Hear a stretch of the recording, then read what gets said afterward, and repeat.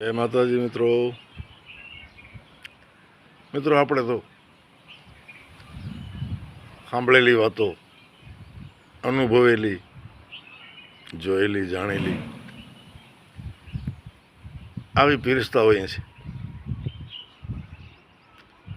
ઘણા પ્રકારની વાતો. મિત્રો આજે બે પંખીડાની વાત કરવી, જેની આ હકીકત મારા ગામની બાજુમાં બનેલું. મિત્રો, કુંજ પક્ષી અને એનું બચ્ચું.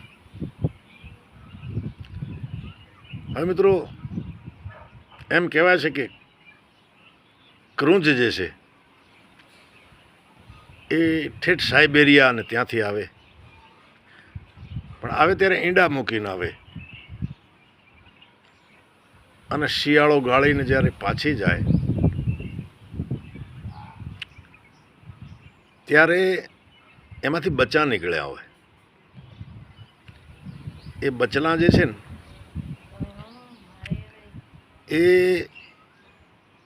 જ્યારે જ્યારે આ કુંજ પક્ષી, સમજી લો કે આપણા ગુજરાતમાં હોય અને ત્યાં સાઇબેરિયામાં બચ્ચું નીકળ્યું હોય, તો જ્યારે જ્યારે એ ચણતી એ બચ્ચો યાદ આવે ને એટલે લાંબી ડોક કરીને બોલે, અને એ બચ્ચાનો પેટ ત્યાં ભરાય અને તૃપ્તિ થાય. અને આના ઉપર વિજ્ઞાન સંશોધન કરી રહ્યો છે. તો મિત્રો આવી જ, અને પછી પાછી જાય, બચ્ચું મોટું થાય, અને બીજી આ શિયાળાની જ્યારે ઉડાન ભરે ત્યારે બચ્ચું સાથે હોય, પણ એ બચ્ચું પહેલી વખત ઉડાન ભરતો હોય છે. આખો સમુદ્ર લાંઘીને આવે આપણા ગુજરાતમાં, ભારતમાં, રાજસ્થાનમાં. મિત્રો, આવો જ એક ક્રુંજનું ટોળું સાથે બચ્ચા. એ બચલા પહેલી વખત ઉડાન ભરેલી, અને મારા ગામની બાજુમાં એક ગામ છે ઘડુલી. એ ઘડુલી ગામમાં બહુમતી પટેલોની. હવે પટેલોના ગામની બાજુમાં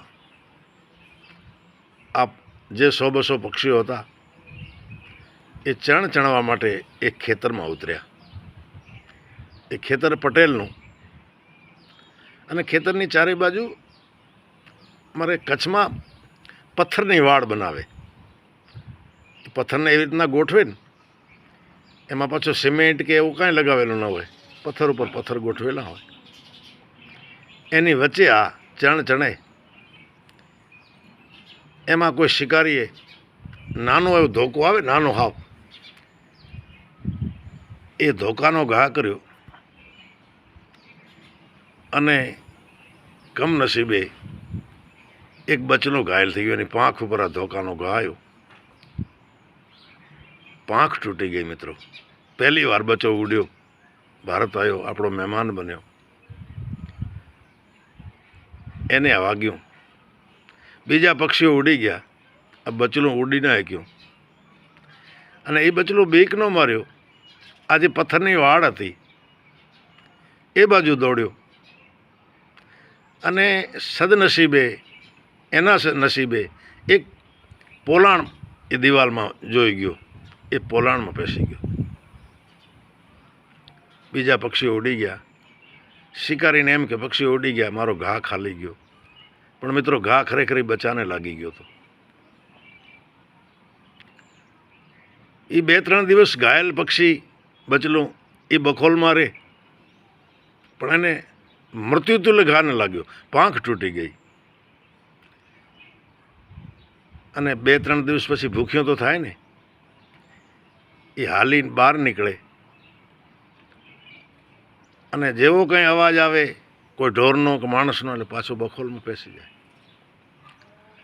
મિત્રો, એક દિવસ એ પટેલ ને પટેલાણી એ ખેતરમાં કોઈ કામે ગયા. એમાં બચલાને જોયો, એકલાને જોયો, ઓળખ્યો કે આ તો ક્રુંજનો બચ્ચો છે. દોડીને પાસે જાય એટલે બખોલમાં જ હંતાઈ જાય.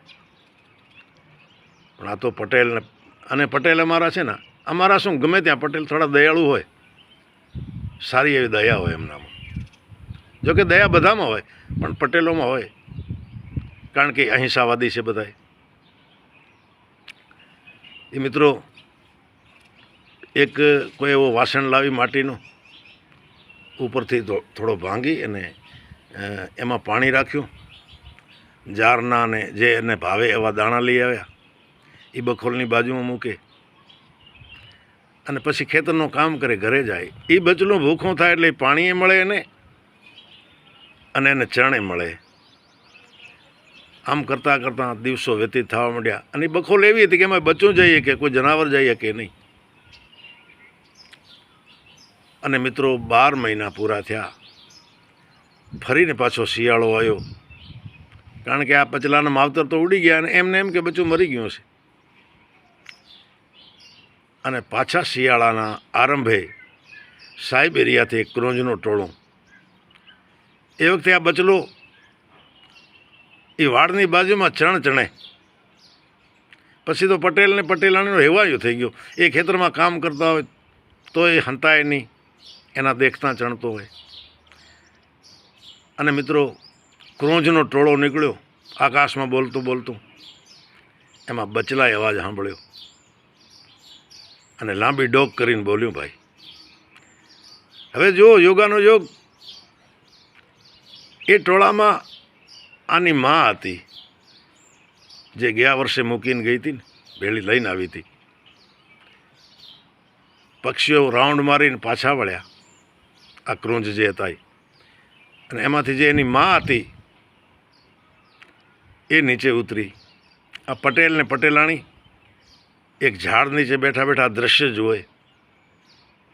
નીચે ઉતરી બચા પાસે ગઈ, બે ડોકમાં ડોક નાખીને મળ્યા મિત્રો, કારણ કે માં છે ને.